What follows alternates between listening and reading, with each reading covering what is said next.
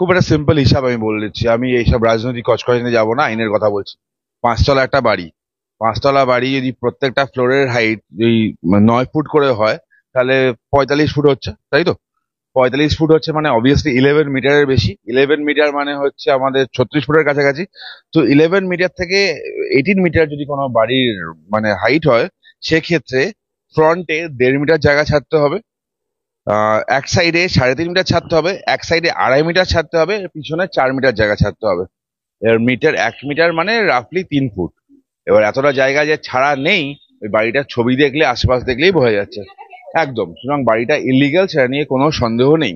এরকম একটা illegal construction কলকাতার বুকে কি করে হলো? কলকাতার একজন কাউন্সিলর তিনি এরকম একটা বাড়ি কিভাবে বানালেন, তার উত্তর কলকাতার মানে মিউনিসিপাল কর্পোরেশন এক্সিকিউটিভ ইঞ্জিনিয়ার এবং বিল্ডিং ডিপার্টমেন্টে যারা আছেন তাদের দায়িত্ব নেওয়া উচিত। তারা ব্যবস্থা করুক, তারা দেখুক, মেপে দেখুক, যদি ইলিগাল কনস্ট্রাকশন হোক ইমিডিয়েটলি ভেঙে দিক। কিন্তু ভাঙবে কি, নাকি ওয়েট করবে ওটাও হিলে কোনো বাড়ির ওপর পড়বে, মানুষ মরবে তারপর?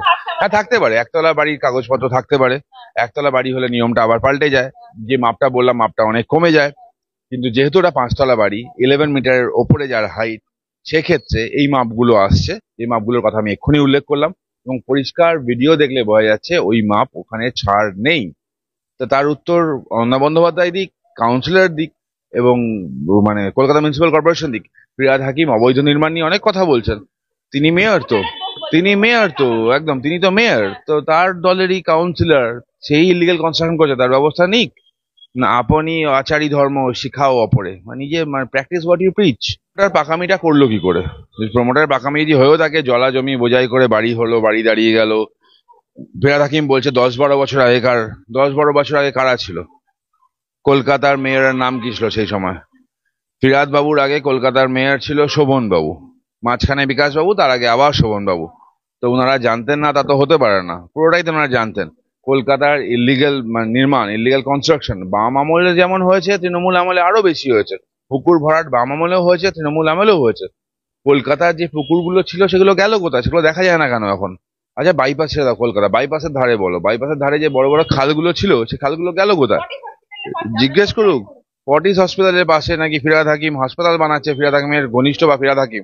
সেটা কি করে তৈরি হচ্ছে? ইস্ট কলকাতা ওয়েটল্যান্ড আর অন্তর্গত এই পার্টিকুলার জলাজমিগুলো রামসার সাইড ইন্টারন্যাশনাল ট্রিটির মাধ্যমে প্রত্যেকটা সরকারের দায়িত্ব সেটা প্রোটেক্ট করা।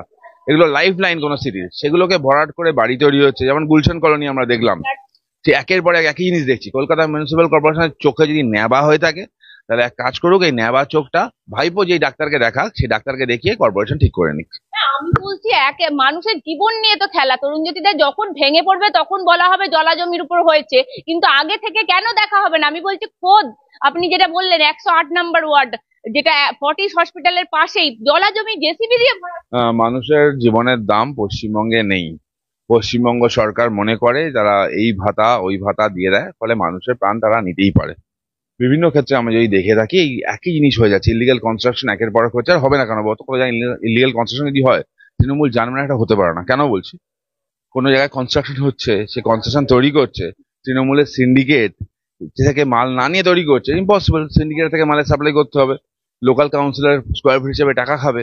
তো কোথাও কনস্ট্রাকশন হলে তৃণমূল জানে, ইলিগাল হলেও তৃণমূল জানে, তাও ব্যবস্থা নেয় না। কারণ উপরে কিছু টাকা ইনকাম করে নেয়, এখান থেকে কাটমানি করে নেয়, সাপ্লায়ার কন্ট্রাক্ট থাকে, স্কোয়ার ফিট হিসেবে টাকা থাকে, প্ল্যান স্যাংশনের ক্ষেত্রে টাকা থাকে, এবং ফাইন্যান্সিয়ালের ক্ষেত্রেও টাকা থাকে। এবং কিছু কিছু রাজ্যের একজন মন্ত্রীও আছে, আমি নাম এখনই বলছি না, লেকটাউন এলাকায় যখন বাড়ি তৈরি হয়, তিনি দুটো কন্ট্রাক্টে চলে। ফার্স্ট কন্ট্রাক্ট হচ্ছে বাড়ি তৈরি হচ্ছে, বাড়িতে এত টাকা আমাকে দিয়ে দাও, আমি ডিস্টার্ব করবো না। সেকেন্ড, পুরো সাপ্লাই কন্ট্রাক্ট, একটা ইউনিট চাই আমার। তো এইগুলো চলে, এগুলো সবাই জানে। সাউথ দমদম মিউনিসিপালিটি তুমি চলে যাও, সাউথ দমদম মিউনিসিপালিটি বাইরে থেকে দেখলে মনে হয় বাড়িগুলো ইলিগাল, দেখে মনে হয় একদম কদম ফুল। মানে ধরো এই দাঁড়িয়ে আছে, এরকম ভাবে একটা বাইরে এক্সটেন্ড করে দিয়েছে, দেখ কদম ফুলের মতো বাড়িগুলো দাঁড়িয়ে আছে। তো সেখান থেকে দাঁড়িয়ে সেগুলো সবাই জানে এগুলো ইলিগাল কনস্ট্রাকশন, কিন্তু ব্যবস্থা নিচ্ছে না, কারণ এখান থেকে তারা টাকা ইনকাম করে বলে।